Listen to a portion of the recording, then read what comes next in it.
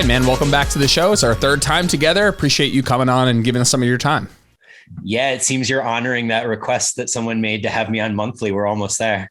Oh, I know. That's pretty good. It's funny, man. I don't know how you and Aaron do it in terms of like scheduling either like topics or people that you want on the podcast, but invariably, like when I'm thinking about, I'll do like a month out calendar and I'm just thinking about, okay, every other week I want to have somebody on, every other week I want to do a podcast myself.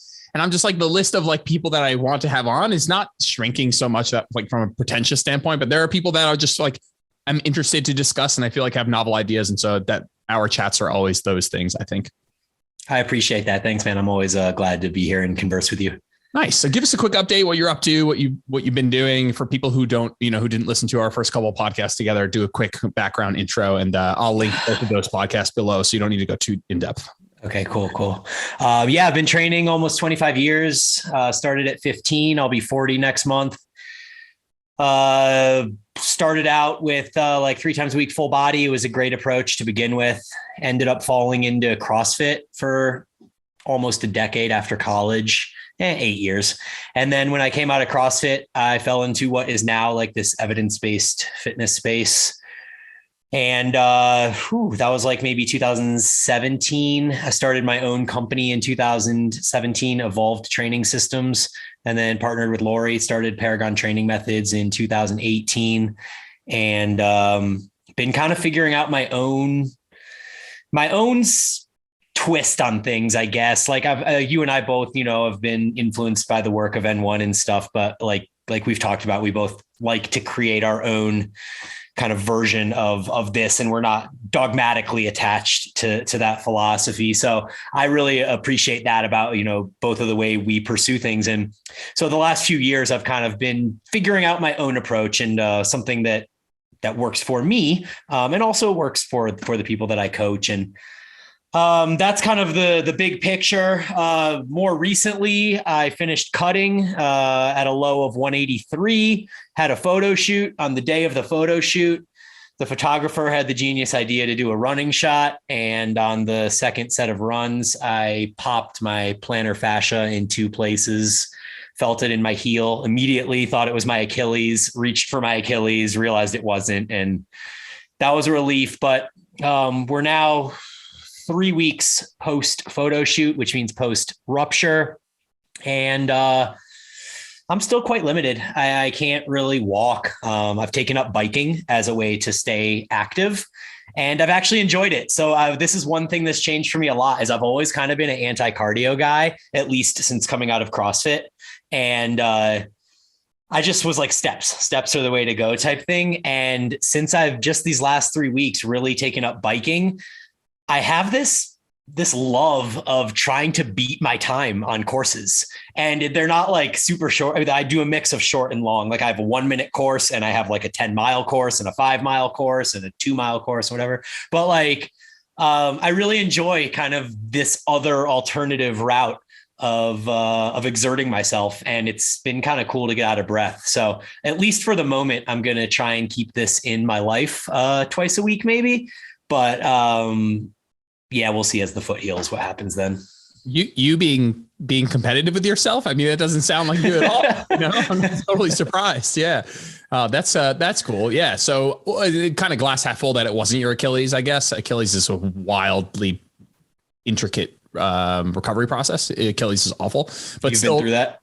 Nope. But just from watching people through athletics over the years, have friends and teammates and stuff go through it. It's brutal. And so, I mean, what you're going through is still annoying. We're both kind of bummed out. I'm like 7.5 weeks. I'm just starting to get like to the next step of PT with like some good loading on my ankle. And to be honest with you, this is going to be, I'm really excited to get back to leg training. When I moved to Texas, our main goal was like make friends. I was like, I needed to make a life here. I needed to meet people. I didn't know anybody. So my girlfriend and I, we're both ex-soccer players who were like, all right, we're going to play. Fiance. Wow. That's a good call. Yeah. Sorry, John. And we played a ton of soccer and it was so much fun, but I realized I was playing 4 days a week and I was like, I almost can't do any leg training at this point. Cause it's like almost being in season for a sport. You're like, okay, my leg training isn't the goal right now because I'm performance driven. I'm trying to just recover between these, hard bouts of performance. I'm trying to perform well. And so actual like strength and hypertrophy stuff was like on maintenance. But if we're being totally honest, it was below maintenance. I'd be like, oh, I have a game today, a game tomorrow, and a game 3 days from now. And it's like one day in the middle. I'm like, am I going to train legs that day? Like probably not. And so I've actually seen it's interesting. I've seen my body weight stay the same, but I've lost so much muscle mass over the last year. And I'm not like, this is not like some like, I'm so worried about, but I'm excited. I know when my ankle gets back that I'm going to do a little bit of self experiment, a little like before and after or whatever, but like just like from a muscle memory perspective, see how quickly this stuff does come back and how humbling it is in the beginning and just like cool experience. So, has that ever happened where you like serious injury, like saw some atrophy and then came back and like had to work back up on something? Personally, I've been really lucky with injuries throughout my training. The worst thing that's ever happened to me was in 2012. I tore my labrum 2/3 of the way around in my right shoulder doing an Olympic lifting specialization cycle. Max out week. We went max snatch and then max clean and jerk the next day. And I caught the jerk like elbow slightly bent and was like, and it was like, so that was pretty awful for like a year, but, I kind of was able to train around it. Like, I feel very lucky that in this pursuit of hypertrophy, aesthetics, weight training in general, that there's just so many ways to work around things that like, even now with my ruptured plantar fascia, like, at a minimum, I could do leg extensions and leg curls like the day it happened. I can bike instead of walk. And since I've been able to start implementing, RDLs and pendulum and things like that back in a matter of like a week. So, there's just always ways to work around it. Have you actually, I assume you're doing like leg extensions, leg curls, or just staying? I am now. Yeah, definitely. I go one day to the gym just to leg extension. And it's funny. The first time I did it, I was like, you're super, not just atrophied, but, I was mega sore with like leg extension, standing ham curl. I could do a 45-degree hip extension. And so I was again, workarounds, knee flexion extension, hip extension, without both feet on the ground because I wasn't loading it like vertically on top of my ankle. I thought I could do RDLs, but just like holding the weight, being pulled down into my ankle joint, just being compressed downward gave me a little pain, but that's coming up soon where I think I can do hinge movements with like bilaterally. Yeah. Have you done any single leg stuff for the good leg or just kind of stayed away from that? I haven't, but that's a consideration. Absolutely. The question is, should I be training the other leg? There's some absolutely good reasons to do that for sure. Probably just laziness. I've decided I'm just going to do these 4 bilateral movements that I can do, and I'm going to rip them to shreds. 5 sets of each, let's say, whatever total volume across the week. I'm going to try and find a couple variations to do those. But yeah, you're probably right. Even like just split squats, single leg RDLs, even, single leg glute bridges and stuff could probably be done really well on the other side. And there's some research that both aids in recovery on the other side, also maintains muscle on the other side, which is just crazy, right? Super crazy. Beyond my scope, but something to do with like, I don't know what the research was, but they were like training like the finger muscle of like the right finger while the same side index finger or the opposite side index finger was like broken. And they saw like a reduced muscle atrophy that like what they would have expected. Something about like the nervous system, like the symmetrical nervous, like the nerves on your right side and left side for the same muscle are in some way connected. It's out of my scope, but it's very interesting stuff. Yeah, definitely. I agree. Yeah. Let's, we're going to jump into some of these questions. I asked some of my group members some questions who would be familiar with our type of discussion. And I was reading through them. I sent them over to you. And I just know that there's going to be a lot of questions that are answered with some way, shape, or form, or some variation of the words, it depends. And I think that what's helpful is for us to talk about what it depends on, there's so many people and I'll like swipe through people's Q&As, like, it depends. I'm like looking for the rest of the post. I'm like, well, what does it depend on? Like, that's an important thing. So when we go through this, obviously each one of these could be its own podcast, depending what sort of wormhole we want to go down on. But all right, first question is going to be, how often or when should you change exercises within your programming? Yeah, the main reasons here would probably be multiple weeks of stalling progress, not feeling great on your joints in some way. to use the Israel term, a decrease in stimulus to fatigue ratio. And this is one I actually experienced recently, surprisingly. So for many, many months, the face away cable curl was my jam. Like every time I did it, I was like just the right amount of toasted sore the next day. I got an incredible stimulus. It just felt good on all my joints and everything. And so it's been in my program for 3 or 4 months at this point. And I went to do it the other day and it didn't feel great, but didn't overthink it too much. Came back the next week, didn't feel great again. And now I'm at the point where I think I'm going to swap that out for like an incline dumbbell curl, or maybe do it as a single arm variant and see if I can line myself up a little bit better. But I think subtle changes like that are key. You don't want to come in and make like a massive sweeping change to your program unless you or your coach have decided that is the route you're going to go, and just kind of, you're completely changing stimuli maybe, or something like that. But I don't want to gloss over the immediate path that you went down. I asked you how often and when should you change exercise programming. Instead of giving a time frame, you gave reasons you might change or things you might run into. And so your kind of answer, in a subtle way, was like, you're not doing it every X amount of weeks. And that might be a practical heuristic way to think about it, structure you can give yourself, but you're changing things for a reason, not for changing things sake. Now, one of those reasons might be somewhere in there is like just novelty and emotional enjoyment and just changing things up. And that's fine. That has a place, but your immediate response was not X amount of weeks. It was, these would be the reasons you would change it. So like this innocent until proven guilty, this like keep it until you have a reason not to, is at least the baseline where you'd be coming from. Yeah, 100. And then I actually think your point to enjoyment is a very, very valid reason, and one that I'm not a machine. Like I also enjoy movements and also burn out on movements. So I think that's a completely valid reason too. Yeah. I usually would bring, let's say I'm with a one-on-one coaching client and we're doing a Zoom and we're building their program together. I'll usually just say, hey, we're going to go through these exercises, and I need you to tell me like how performance feels like it's going. Does it, how like you mentioned joint pain or discomfort doing a movement. So are you performing well? What's your joint pain like? And are you just sick of doing it? And if those three check out in a direction that would say, well, if it ain't broke, don't fix it. That would be the approach we would kind of take. Yep. Yeah. And are there, given those contexts for you in particular, what do you find to be a general time frame in which one of those things might happen? What's the time course for each of those things for you? Have you found which thing do you run into first? Maybe it's a product of being in my home gym almost exclusively, but I would say compound movements almost never change. Like I pretty much just keep the same compound movements all the time. I might change sequencing. Like, one example is I was doing my chest supported cable row after my chest supported T-bar row. And so I switched that around, and now I'm doing one first and the other second. So it almost gives you that like quick gains, those like newbie gains that you get, like neural adaptations for the first couple of weeks, just by putting it in a different place. You're kind of like figuring it out. You're messing around with things. So I do that a lot. For like chest movements, I'll change the angle, so I'm like, okay, this cycle, it's a costal press, but I'm still going to use my cables. I'm just going to do a clavicular press this cycle or whatever it is.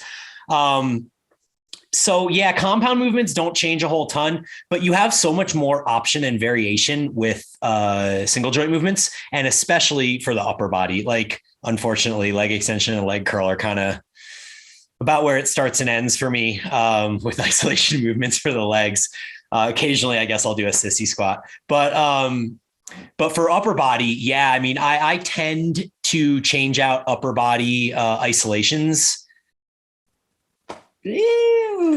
6 weeks, maybe 6 to 8. I mean, okay, here's how it probably goes. I do mesocycles around 6 weeks long. So of the isolations that make it the full 6 weeks, which are probably almost all of them, I won't usually change in the first 6 weeks. I would say 50% of those isolations will make it over to the next 6 weeks. And then 50% of those will get swapped out for something similar.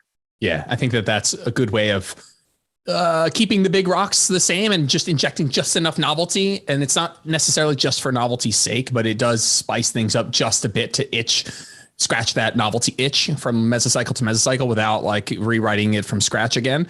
I find that my guess for you is that you'd feel similarly to what I'm about to say is like, let's say we are looking at your program and you're like, all right, day 1, block 1, exercise 1, we're doing RDLs. And then you and I are on a Zoom. We're talking about your program. We're like, okay, RDLs, like, how's your performance going? How's the joint pain going? How's the emotional enjoyment? Are you just sick of doing it? Like, of those three things, it's highly, highly likely that you're going to run into the emotional enjoyment block first. Like, that's gonna be the first thing with that. Like, I don't know if you and I have talked about like this, like, idea of like training so hard that you get to a point where you're not progressing on something. Like, that exists. That is not like just a hypothetical. That's a thing. But like, you have said on occasion of like, it's rare that ever happens for me. It's not like I deload because I'm like, oh my God, I've regressed 3 workouts in a row. It's like other things usually happen first before a lot of this like regression, this performance regression, this overtrained state. So I feel quite often that like, it's only when I'm bored of doing this that I even seek out any variation. That doesn't always mean I'll even do it, because you just said, hey man, compound lifts, like the pendulum, the hack, if I have them, it's hard to be like, yeah, I'll swap it out for, unless I love free barbell squatting, but it's still at least from a physiological perspective, hard to rationalize doing a back squat over a hack squat if your goal is just lengthened quads for hypertrophy or whatever. But do you find that that's like a thing where you're like, I'm usually not stopping and changing because I'm stop progressing or because I'm in pain? It's usually because I'm like, hey, let me just spice things up a little bit. Yeah, for sure. And it sometimes is just that, like, emotionally, I just don't want to come back in and have to attack that weight. Like when I was doing more of like I don't even want to call it like a super glute dominant RDL, but it definitely wasn't as straight leg as, the way where you let the bar. I wasn't letting the bar float out in front of me. It was staying in tight and there was like a slight knee bend. I got up to 385 for 7, and they were like really good, solid reps. Oh, and I was pretty happy with it. And then like the next week I was like, all right, I'm supposed to do 390. And I just started warming up for it. And immediately I was like, nah, I'm going to cycle the RDL out. I'm good. 385 for 7 was like a solid place to end that. And now we're going to go to like, a cable RDL or hip extension or whatever it is that I cycled it to. This was like a year ago. And then now I'm doing an RDL with the straight legs, and I'm adding like a 2-second pause at the bottom. So it's still an RDL. I swap it out for a different version of an RDL, but we're still doing that movement. It's just a novel way for me to continue kind of attacking and progressing that movement without having to go 390, 395, 400, 405. I think intuitively the decision you've made is also to just find exercises, or at least in the aggregate, use exercises that mimic that stimulus with less axial load. You were like, man, if I can get my lower body. So let's say we're talking bent knee RDL, stiff leg versus stiff legged RDL. You're like, well, I can probably do a stiff leg RDL and make it more ham dominant with like 100 plus less pounds potentially. Yes. And if I need some of that more knee bending in conjunction with hip flexion, maybe I get that with split squatting. I get some amount of that in split squatting and leg pressing and some of those movements where I have hip flexion and whatever, at least like 90 degrees of knee flexion ish. And so that's like an argument of like regressing from a deadlift to an RDL. I say regressing, but I just mean like moving to an exercise where you use less load on purpose, as independent benefit, where you're like, well, I'm going to take out what you did was took out, you took out as a little bit of the glutes, which made you weaker, mechanically. And so you're able to use a little bit less load in your stiff leg. So that makes like intuitively you were like, fuck man, I don't want to do 400 pounds. So this is just like, I'll do this stiff leg cause and you get to use 100 less pounds, which is great. Yeah. But yeah, I get that. Yeah, for sure. And then sometimes like, I remember times in the past too, where like you just start pushing a movement too hard, especially like a compound hingy type movement. And there's just like a small tweak in the QL or like the SI or something like that. And so there's like another really good reason to be like, okay, it's not that I didn't stop progressing. Like I just kind of got injured and it's like a catch. Like which one takes priority there? Like you probably may have stopped progressing, but then you got injured first, maybe because you were trying to progress when you shouldn't be. There's like a whole bag of worms there, but yeah, a lot of good reasons to change movements out. Let's talk about rep ranges. Let's talk about primarily selecting them in terms of construction of a mesocycle, like as a one-off, and then progressing, using change in rep range as a form of variation, whether or not you even do that at all. And so you're like, okay, I'm, my lengthened quad work, this meso is going to be pendulum. And then your next choice needs to be, how many reps am I doing? Tempo, rest. And so let's just focus on rep range for a second, or number of reps, or whatever method you would use. How are you going about making that decision? Yeah. in my training career, I've always kind of veered toward the lower reps. And so when all this research came out that says you can go from 5 to 30 reps and basically get equal hypertrophy, like a lot of people look at that and they're like, sweet, I can go light. Like, I don't need to go heavy. And to me, I'm like, shit, I don't need to go light. I can just always go heavy. And so that tends to be where I err on almost all movements now. Compound lower body movements are always like a 5 to 8 rep range. Compound uppers are usually a 6 to 10 rep range. And then isolation movements, I usually just hang out in the like 8 to 10. Like I usually don't go above 10 a whole lot. If I get above 10, that feels like a really long set to me. And part of that is because of tempo.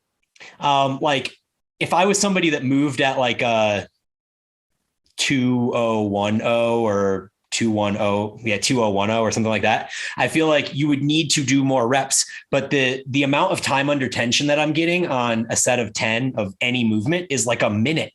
I mean, if I watch my video, I have to edit my videos down and sometimes take reps out of my video just to fit a 10 rep set into Instagram. So yeah, I think that there's definitely that caveat to it.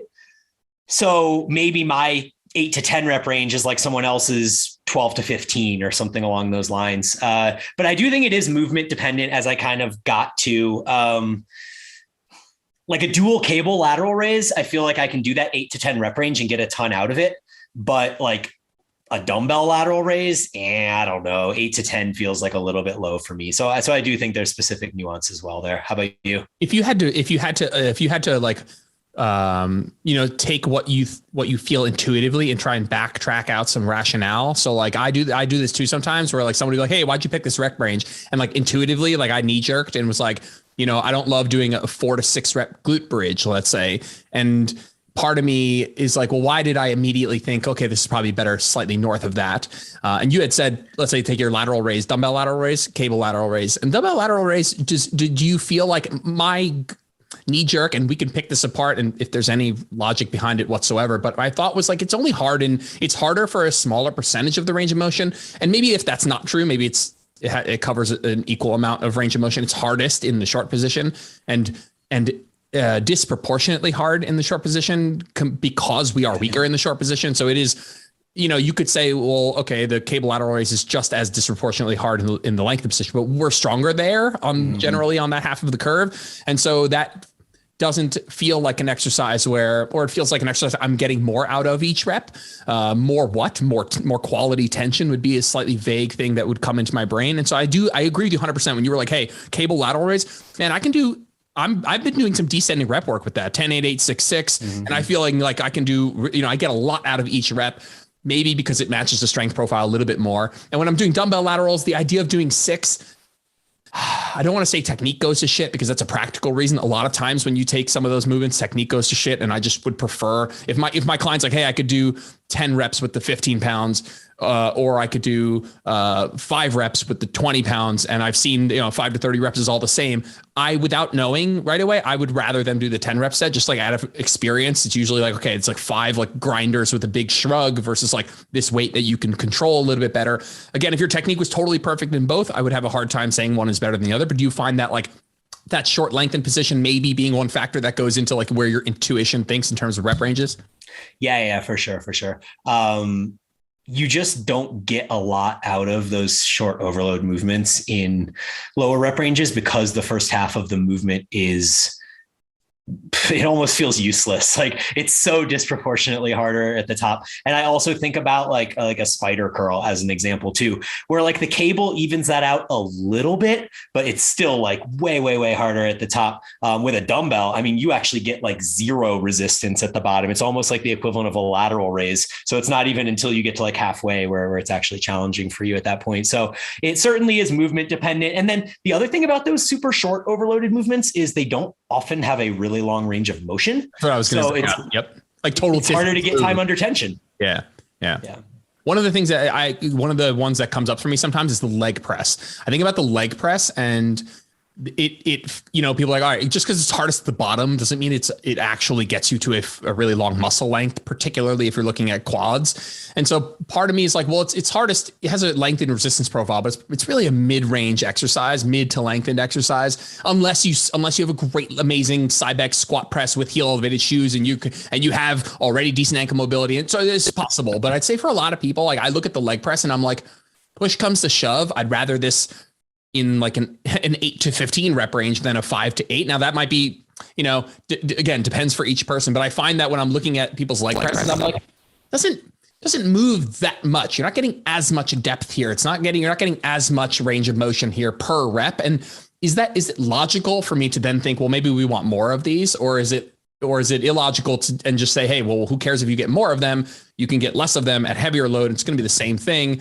But yeah, that's where my intuition goes, I guess. Yeah, for sure. I think range of motion similarly. I do get a lot out of like that 6 to 8 rep range on leg press, especially when you're doing that person though. You are that person. Heel elevated shoes. You're like fucking taping the wedge to the foot plate, which I think I saw someone do that, like glue the thing to the foot plate, Yeah. Have you seen those things that Charlie Jung talks about? The guy from RP. He's now has these lifts that they go in your shoe and they're basically the wedges for your shoes. Yeah. They're like by VersaGrip, I think, the same company, they make them. Yeah. Those are cool. You add them to your heel elevated shoe already? I don't, but I'm sure he does. I've heard him talk about it before.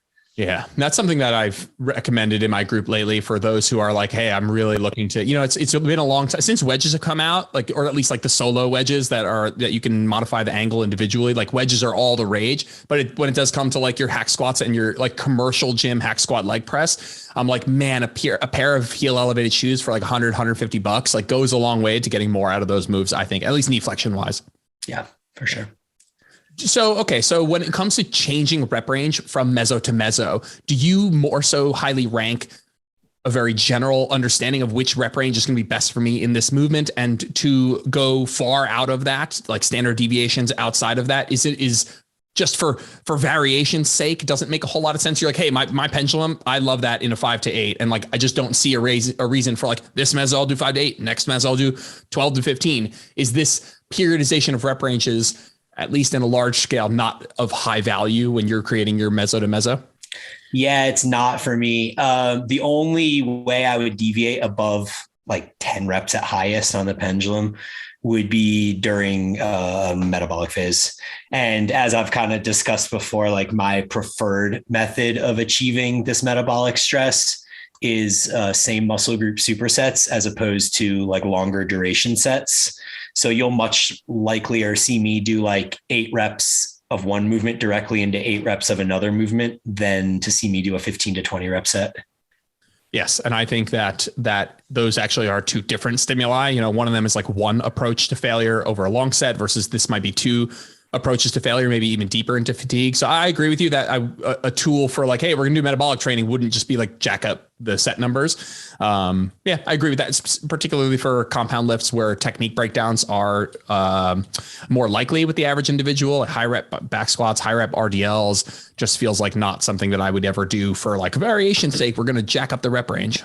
The enjoyment is just so low. I mean, like the fatigue is so much more in your heart and lungs than it is like actually in your muscles. Yeah. So let's talk a little bit about rest times. We're going to take another variable of this like program construction discussion and say like, I think my first introduction to like a way of thinking about this from a very logical perspective versus like, this is what the research says, is like the RP style 4-figure model of rest times, where Mike would say something like, rest until the target muscle can do at least 5 reps, because we think north of 5 is hypertrophy. Rest until your synergist muscles and your cardiovascular system come back to baseline, so they are not the limiting factor. And then rest, I think the 4th one would be your nervous system, or your just like general state of readiness would be how I would say it. And so Mike would say rest until you can check those 4 boxes and then go. And whatever that is for a certain exercise, you're good to go if you can check all 4 of those boxes. And then there's probably another camp of persons who would say something more along the lines of like, hey, this research came out that said 3 minutes outperformed 1 minute, and thus we're going to do 3 minutes on everything. Is there like somewhere in the middle, or which of those would you say you align a little bit more with? Yeah, I mean, surely if you're doing like a strength or metabolic phase, then you have like outliers that would extend one way or the other way. But if we're just talking like straight sets for hypertrophy, I tend to align more with the Israel approach. But I will say that almost ubiquitously, people underestimate the amount of time they need to be able to check those boxes. Yeah, I don't disagree. I would say the 4-figure model, and then I put a comma, and then I would remind you that it's very likely that more rest outside of a metabolic pursuit, more rest is never a bad thing outside of, okay, I don't want you spending more time in the gym than you have available. And if we're doing metabolic training, then keeping the rest times on the shorter end is specific to the outcome goal that we want. But it's usually like, hey, I want you to check all 4 of those boxes and then rest another 30 seconds just to be sure, just because it's probably no downside to you resting a little bit longer. Yeah. In our programs, I outline like what I expect to be like the norm per movement, right? So we have like lower body compounds, 2 to 3 plus minutes. And that's just because like, I can't actually tell a group of 90% women that you have to rest 3 minutes between sets. So it's 2 to 3 plus minutes for lower body compounds. And then upper body compounds are 2+ minutes. And, isolation movements are 1 to 2 minutes. So as long as you're kind of falling in those ranges and more or less checking the boxes that you mentioned, then I think that gets you in the ballpark. Yeah, I agree with that. I think, and let's just give a little bit to the listener of like, why are you structuring it that way, in the sense that like, why is the 2 to 3 minute lower body compound going to be, or why is it going to be 2 to 3 minutes? And why would it like a upper body isolation be a 1 to 2 minute? Like, where did you come up with like, what those numbers might be? Yeah. I mean, so I actually fall on higher spectrums of those, to optimize my performance. But for most people, I find those to be ranges that are based on the fatigue that the movement creates. That fatigue is both systemic and local. Man, like a set of pendulum, just, I get out of the machine hobbling, I'm breathing heavy. I rewatch my video. That's like 1.5 minutes already. And then I still have to like sit there and think for at least another 1.5 minutes before I even start thinking about like getting into the machine. Right. And then once I'm in the machine, it's like, stand there, take a breath, push up, stand there again, so by the time I'm fucking doing my set, it's like been 5 minutes. Yeah. So what you're basically alluding to is like, if you take something like a pendulum and then we look back at those 4 factor model of like cardiovascular system, synergist muscles, local muscle fatigue, back ready to do at least 5 reps, emotional state of readiness, like they're going to take longer for a pendulum than a bicep curl, where for a bicep curl, the limiting time frame might literally just be the local muscle. You might be emotionally fine, cardiovascularly fine. There are, almost no synergists that are going to get a lot of fatigue here. And so for a bicep curl, you might be like, hey, when my local muscle can do this, which might be more in like the 90 seconds to 2.5 minutes, depending on what we're talking about, who we're talking about, but it's going to be lower on the spectrum in terms of like, for the pendulum, you might find that your quads are actually ready to perform another decent set in the 90 seconds, 2 minutes. But like, if I talk to you 90 seconds to 2 minutes, and you're Mike Israel, you're still hurling over the toilet or the garbage or something like that. Like, it's funny. If you ask me, like, could my quads perform this set at 2 minutes? You're like, probably yes. But if you looked at me like emotionally, I'm like, I don't want to go back in there, And so that's kind of, that makes a lot of sense to me for sure. Yeah. Yeah, my soul isn't ready for the pendulum. Yeah. And then I also tend to take advantage of that rest period for the arms. And I almost always program biceps and triceps as alternating movements with 60 seconds rest between each. So then you come back to the bicep movement and you've rested for 2 minutes plus the time it took you to do the tricep exercise. And so that's like a super easy way around that too. The first time that Lindsay ever programmed for me, like over a year ago or so, she had programmed like alternating supersets, maybe 60-second rest. And so maybe it was like a cross cable extension, high pulley cross cable, and then a facing away cable. So you just like move the cables down, 60 seconds, do the curls. And I literally was in such bad shape. And that's not fair to say as a general statement, but I literally messaged her after the first day and I was like, this is too systemic for me. I was like, I'm not recovered in between my facing away curls.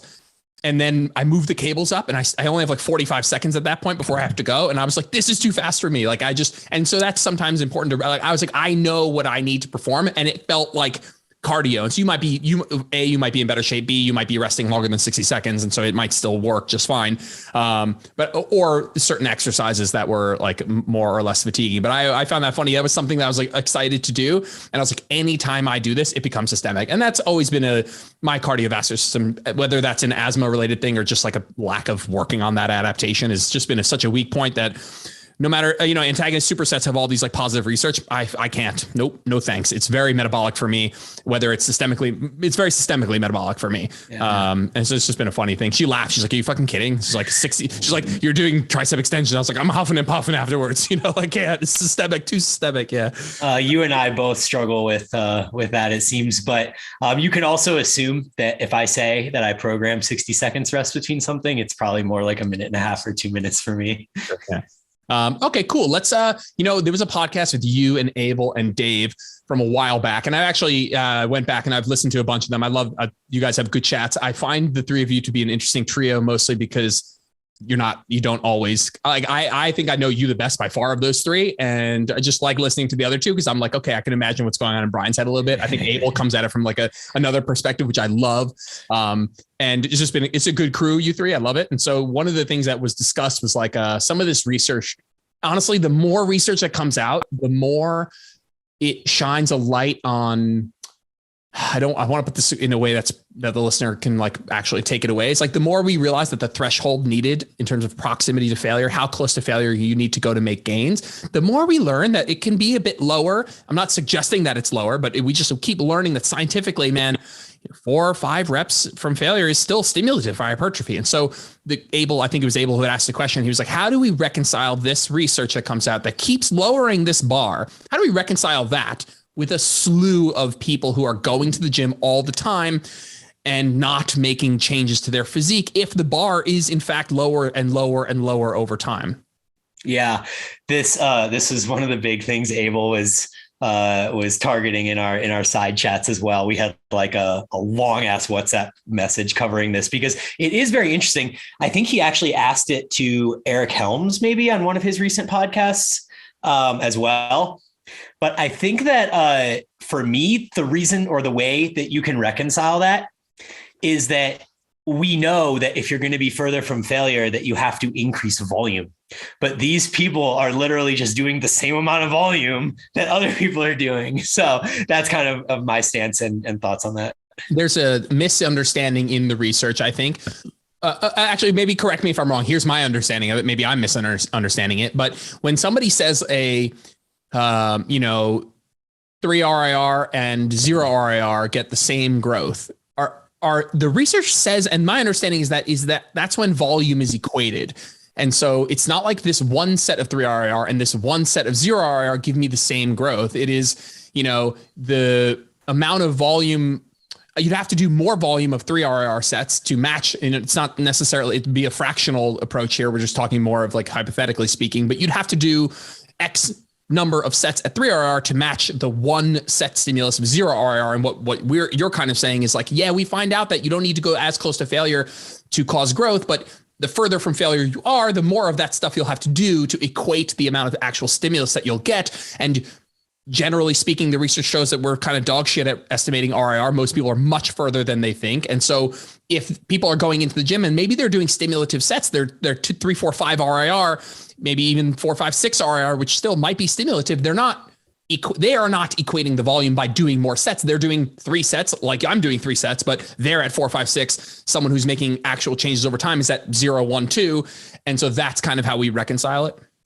Yeah. I think that more than likely, like people spinning their wheels in the gym, when I look around the gym, when I go to the commercial gym, I don't see people at 3 RIR for the most part. Like the people that are at 3 RIR or closer to failure are making gains. They're in good shape. They look like they work out type thing. I think the people that Abel, and I don't want to put words in his mouth either, but I think this was mostly in reference to a lot of that new research from Zordos and Helms that they've been covering, where they're like, you can be at 7 or 8 RIR, and that shit is just like mind boggling because you're sitting there and you're like, okay, so I take a 15 rep max and I do sets of 8. Okay. So how many sets of 8 do I need to do with my 15 rep max to equal 2 sets of 15 to failure. I don't know. Right. A lot. A lot more than 2. Yeah. Yeah. So, so I think that's kind of the way you have to think about these things. There was actually a program on T Nation way back in the day. I think it was maybe Chad Waterbury, but it was a 10x3. And you take your 10 rep max and you do 10 sets of 3 with like a 1 minute rest between sets or something like that. So in that sense, you're looking at it and you're like, okay, well, you're starting at 7 RIR, but by the time that you get to that final set, you're pushing up against failure, I'm sure. So that's like one way to approach it, where as long as you're hitting the same number of reps, you can just keep going till you hit failure. Then eventually you're going to hit failure. You're going to have the stimulus that you need there, which should produce results. But what we tend to see in the gyms with these people spinning their wheels is that they go in, they throw 95 pounds on the bench press. I literally saw a guy do this the other day, threw 95 pounds on the bench press, did it for sets of like 8 to 10 with his feet up, like not really even, the final rep basically looked like the first rep. There wasn't a slow in rep speed or anything like that. He did 3 sets and then he moved on to pull downs where he did the exact same thing. So I think it's those situations where that dude could get results doing that, but he would have to do 10 sets of that and then 10 sets of pull downs, and nobody actually does that.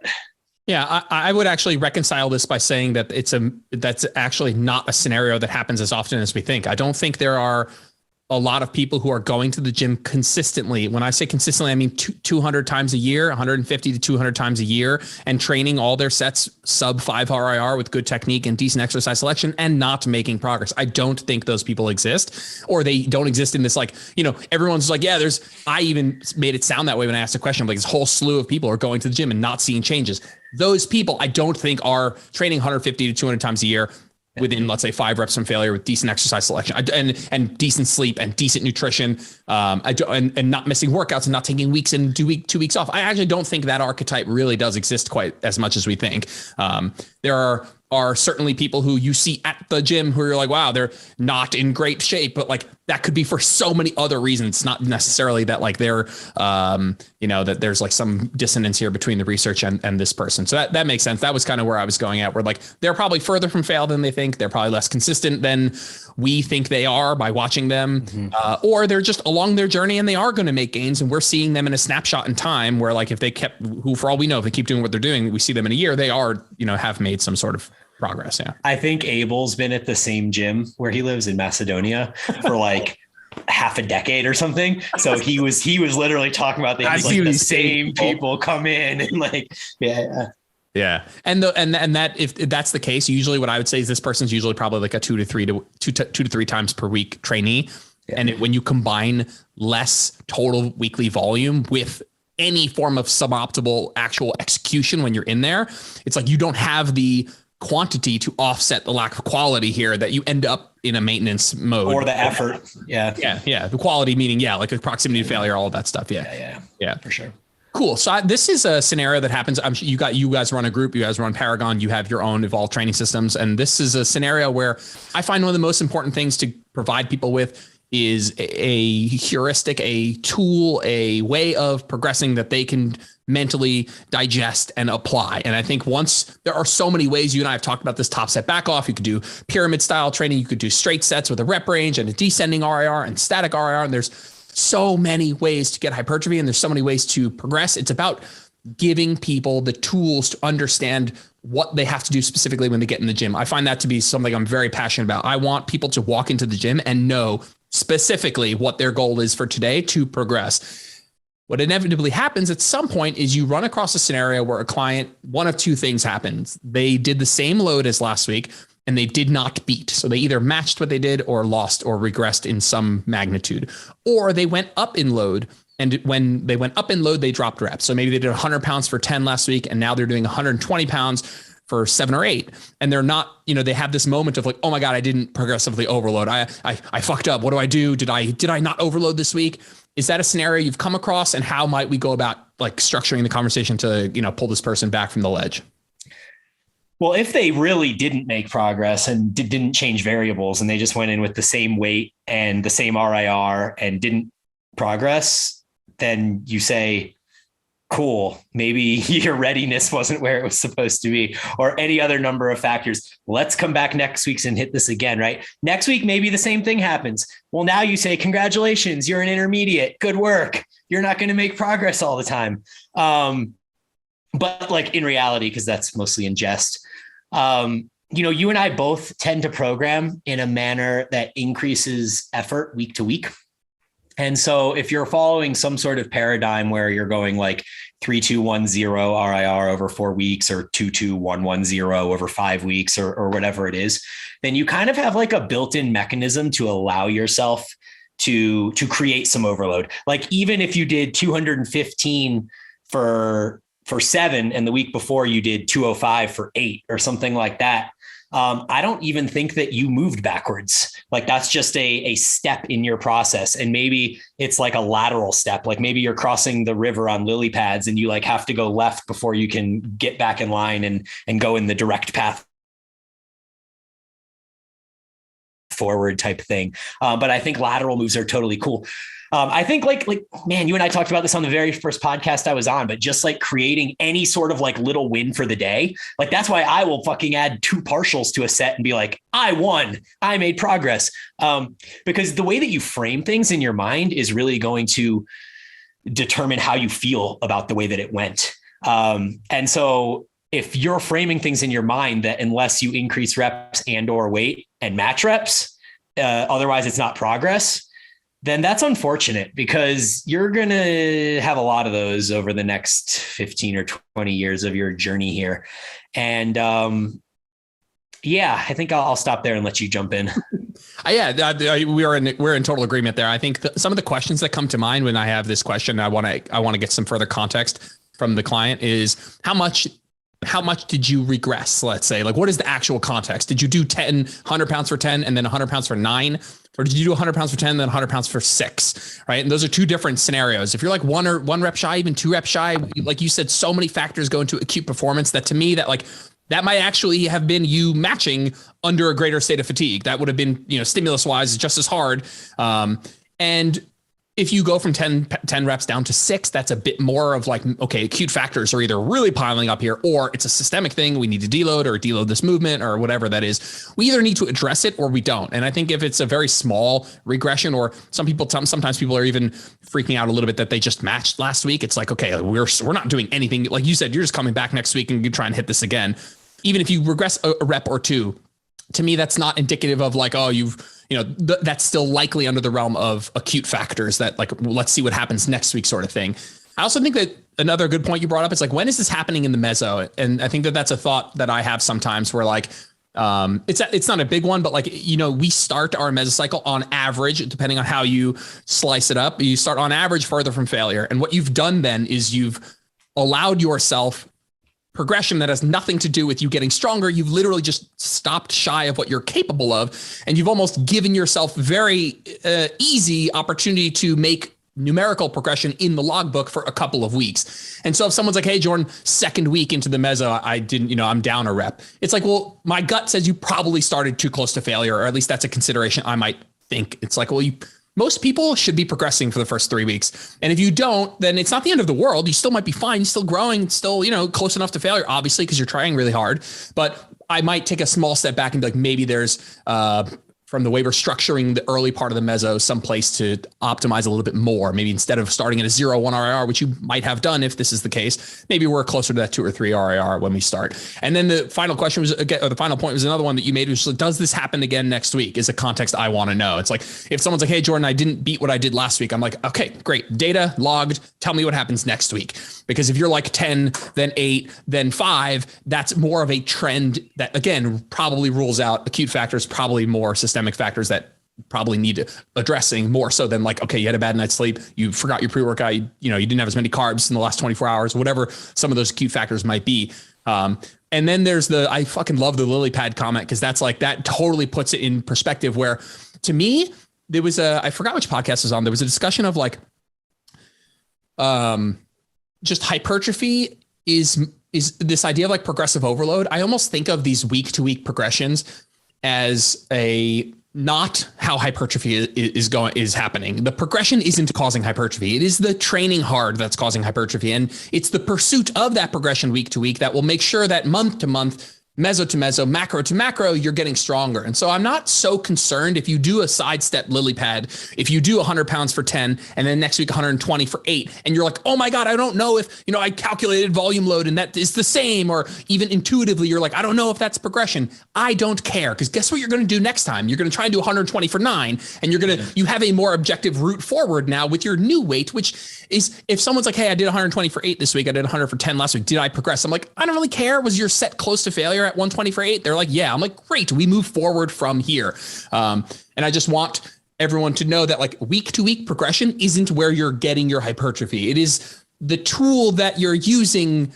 Yeah, it is where you're getting the hypertrophy, but it is more of like the pursuit of progression that ensures month to month, macro to macro progress. It's not, oh my God, I didn't beat this week, I didn't get hypertrophy this week. That rant kind of makes some sense. Yeah. I think it's the philosophical view of progressive overload where you're progressing because you built muscle. Yeah, exactly. Yeah, that to me, so this like, who was it? Brian Miner was the first person to give that like reversed sort of view of progressive overload of like you progress because you've gotten stronger, not like it is the forcing of the increase in load that causes you to get stronger. And it's like, I'm saying this a bit more as a discussion point, but like, who cares? Like, does it matter which of these things? Is it chicken or the egg? Like, do I care? I care that if I want to be bigger than I am right now, I need to be at some point moving more load for more reps than I am right now. And that means at some point I need to try and do those things. And that means I need to have a plan to get there. And that plan is any of a plethora of different progression models and schemes. And so I read the whole article. I remember this whole discussion. I was like, does it fucking matter whether it's like I'm getting stronger, so I add more load, or I push myself to do more load, it makes me stronger?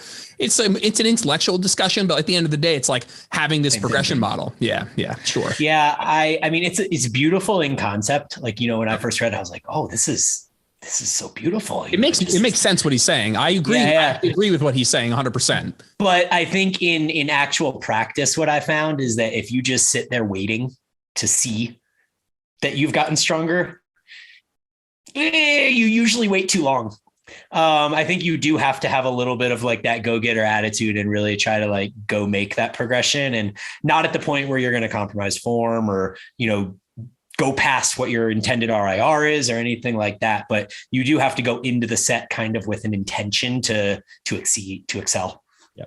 It's like if you decided to train at 2 RIR forever, nothing but 2 RIR forever, you'd get stronger, of course. But every time you went into the gym, you'd have to recalibrate that 2 RIR with your new strength.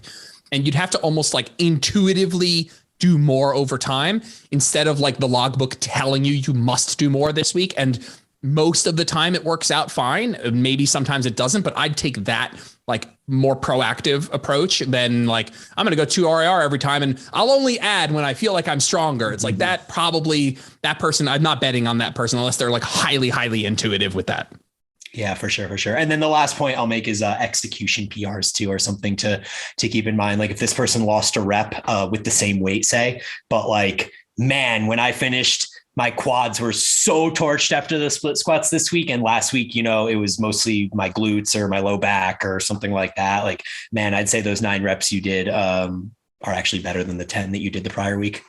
Oh, it's a huge point. The question I'll ask is, did anything, are we comparing apples to apples? Did you get more depth? I mean, listen, if you got 9 reps this week, but 11 reps before, but you got another 3 inches of good high quality within your active range reps or inches of range of motion, that actually is more stimulus. And as far as progressive overload goes, totally yes. That happens so often where I'll take on a client and we're looking at their like whole mesocycle progression and they're like, I went down. And I'm like, yeah, you went down because your technique got amazing, which meant you got more stimulus per rep, which means you also got more fatigue per rep. And you're not doing 12 shit reps. You're getting more out of 8 good reps with the same load. And so that's true. That has to be a variable that's isolated. Otherwise, it could very well be range of motion, tempo, technique that has changed. Yep. I want to be respectful of your time. We're coming up on an hour-ish. I would be remiss if we didn't have a brief 5-minute discussion of some of the Bret Contreras Kas stuff, just because I had a lot of people who know that, like, both of us have, whatever, we have been influenced by Kas and some of his work, and obviously Bret as well over the years. And so we were talking a smidge off air. I didn't want to go too deep. I wanted to make sure there was some of the conversation that was new for the live show here. And so, okay, so recently, just context-wise, Kas from N1, Coach Kas, and Bret Contreras were on the Revive Stronger podcast talking all things glute hypertrophy, glute training.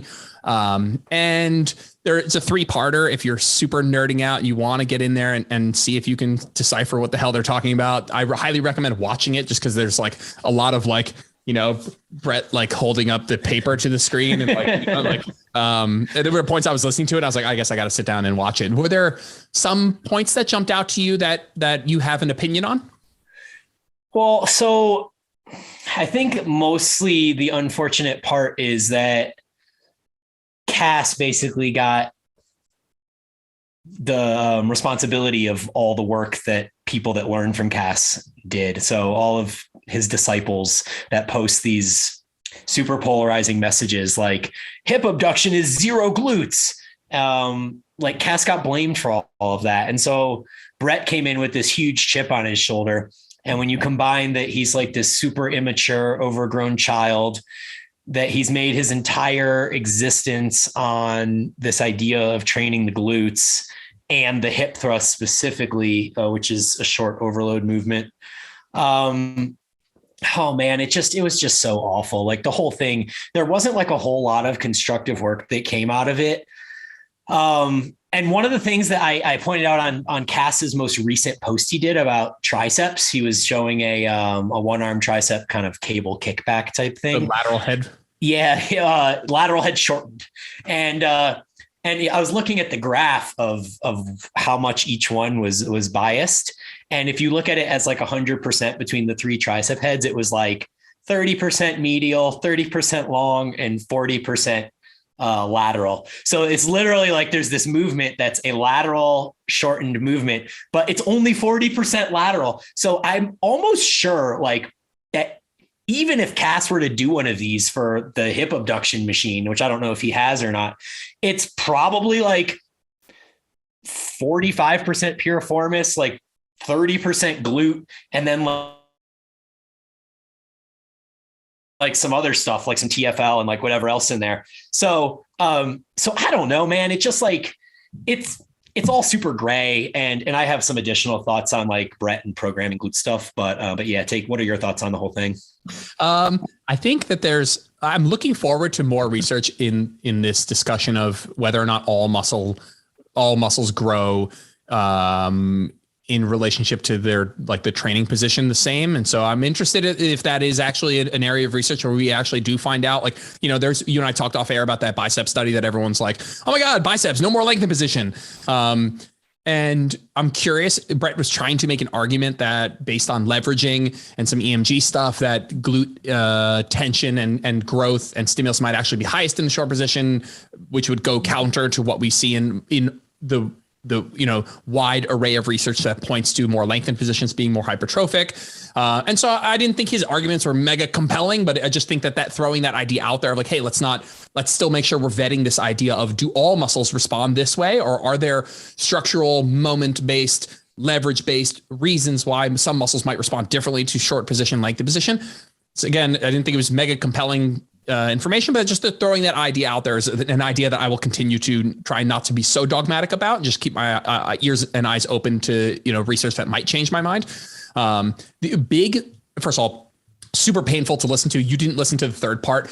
I would challenge you to go listen to the third part, because it is a dumpster fire of a discussion. And I want you to DM me exactly what minute you want to turn it off. And I'd be surprised if you make it through 10 minutes. So I want you to be like, hey, on minute 8:17, I wanted to turn it off. And so one other thing I would say is, so here's Bret arguing his entire life. And you're right. His entire identity is glute training and the hip thrust. And so when you're so tied to that, you're just effectively more unlikely to change, or less likely to change your mind on some of this stuff, because it would mean an entire breakdown of the entire thing, everything you've built. Here you have an argument that your entire life is based around training the short position. You are trying to argue this to somebody who you're trying to convince this person that the short position, Kaz, you're trying to convince Kaz that the short position is really important. You're trying to convince it to somebody who took the exercise that you claim you made and turned it into a better exercise for the short position. Like, I just found this entire arcing irony of like, he took your hip thrust that you supposedly created and turned it into a better exercise for the short position. You're talking to somebody who very much agrees that training short position has a place. This is not, Kaz is on the spectrum of like, should we train the short position? I think he's in the camp more than most of like, we should do that, whether it's for orthopedic reasons, metabolic training. I just found that to be a mega irony. I'm like, dude, if the short position is so smart, have all your people start doing Kaz glute bridges, start calling it a Kaz glute bridge, start putting it in your program because it's better for the short position. So if you're all gung ho with the short position, I want to see Kaz glute bridge in the next Booty by Bret month. You know what I mean? So I found that irony to be like hard to ignore. Yeah. I mean, the hip thrust is absolutely more lengthened. That's why when you go Kas glute bridge to hip thrust, it's a mechanical drop set. But I do, I do try to think both sides when I look at these things. I try not to be super focused just on what I believe to be right, or to support my bias. But when you think about Bret and the way that he has made this entire identity on training the glutes, I know that girls come to him specifically for glute specialization work. They're willing to go super high volume and frequency on their glutes at the expense of other musculature. And so inherently we're limited by the amount of days in a week that we can hip hinge, squat, and lunge. You just can't do it that often. Like, you can do it twice a week, maybe 3 times if you like really program it well with like further proximities from failure. I don't know. Twice is probably the most that I could do that. So if you're going to train the glutes 5 times a week, then you have to fill that shit in with like banded hip distractions and short position glute bridges and kickbacks and like all that sort of stuff, because it's just, you can't train the glutes 5 times a week otherwise. So like, that's the one piece where I look at it and I'm like, yeah, like I see where these movements have a place in your programming for what you specifically do. But I still think the whole thing was a dumpster fire, as you said. Maybe it's in the third part, but he makes this argument of, hey, dude, when you're doing 36 sets of glutes per week, which is the number that they do per week, he's like, when you're doing 36 sets of glutes per week, you need exercises, one, that challenge short position because they're less fatiguing. You also need band work, which is inherently short position biased, short position resistance profile. And he's like, you need some of this stuff. And I just was laughing at the fact that like, that is because you are locked into this idea that you need to do 36 sets of glutes. And if I need to do 36 sets of glutes, we're doing fucking donkey kicks with a TheraBand, because if you do anything else, you won't recover. And so it is this like cart before the horse, chicken egg thing where it's like, well, if you have already pre-decided that you need to do 36 sets of glutes, yes, half of that. He says he does 12 horizontal abduction, horizontal hip extension. So like 12 sets of hinging, 12 sets of like more squat patterns, and then 12 sets of abduction work. And probably half of that with like bands, and probably half of that at short position. And so like, if you locked yourself into doing this, which is the problem, you have locked yourself into doing this because it has become your identity to train the glutes a lot. And when I say a lot, I mean with a lot of sets. The goal isn't to train with a lot of sets. The goal is to get the best stimulus to fatigue ratio, probably. And so I just was like, yeah, I totally agree with you. He goes into depth. He's like, yeah, hey, Kaz, I don't think you understand. We train glutes 36 sets a week. And I'm like, yeah, why are you doing that? You know, why not? Why this? Just because you are doing that, you have to fill it with some of this bullshit. But bullshit might be mean, but you have to fill it with less stimulative work. And so that part was interesting. Have you listened to some of the Kaz and Mike, not Kaz and Mike, but let's say Mike versus somebody else on the podcast, Israel. Mm-hmm. Mike is always playing the Kaz role. Like, somebody's always coming on the podcast to like come at Mike about something. And Mike's always very respectful, I think, in like asking questions that stimulate a response, but never gets a chance to like get his own opportunity to go in. And I think that's what happened to Kaz this time, because he's usually in the opposite role where like Kaz will come on to like debate Mike or something. And Kaz does a lot more of the talking and a lot more of the explaining. And this time it was very flipped. And there's a difficult dynamic there to be the on the receiving end of this entire discussion instead of like Kaz. It was an 80-20 conversation. It wasn't like, and so I respect Kaz. I think he did that very respectfully. And I respect Mike because I think he does it magnificently well. But it does leave a bit to be desired. There were a lot of people that messaged Kaz and was like, hey, I would really love to hear what the fuck you actually had to say, because you didn't actually say that much. And so that was a bit of a shame, but I think he handled it. I thought they handled it very respectfully. Yeah. I mean, every time he went to say anything, Bret was there to cut him off. And then also, dude, 36 sets of glutes, that's ubiquitous. Like, what the fuck? What about N of 1? What about some people need 20 sets and some people need 50 sets or something like that? Like 36 sets, everyone that walks into the lab, 36 sets. I can respect it if it's a group, he does like a group. I can understand that there's like some you're using a bell curve and trying to help the most people, but this didn't feel like that reasoning. It felt like, I'm the glute guy and we're going to do it 5 times a week. And if we're doing it 5 times a week, I wrote a program. It's so funny. I took on a client who's like a very advanced dude.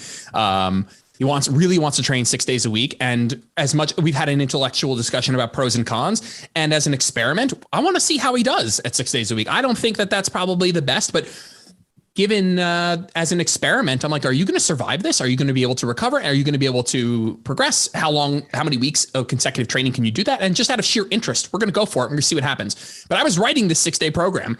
I'm like, once you start doing 3 leg days a week, like there was no room. You can't do 5 super high stimulative exercises each day. And so it's like the more that you're doing, the lower the threshold for, I would say, quality, let's say, but like the lower stimulus exercises have to make it in there or you just won't survive. It's like you have a day that's like squats with leg curls, a day that's like hinging with leg extensions, and then maybe like a day with a single leg squat or something like that.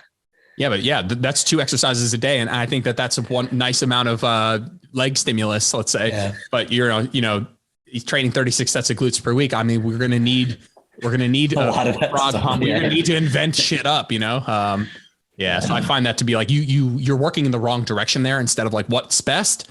And then I'll do that. You're like, well, I'm going to do this. And if I'm going to do this, by God, we're going to have to put some of this non-stimulative or less stimulative work in. Yep. Cool, man. Let's end it from there. And I appreciate your time, man. Super fun chat as always. Drop a line where people can find you and I'll put everything in the description. Yep. At Bryan Boorstein on Instagram, Evolved Training Systems, Paragon Training Methods, and my podcast. We had Jordan on. If you missed that episode, make sure you check it out. It was maybe 10 or 12 episodes ago. But Eat, Train, Prosper with my co-host, Aaron Straker. Nice, man. All right, man. Thanks for coming on. We'll talk soon. Appreciate it, brother. Yep.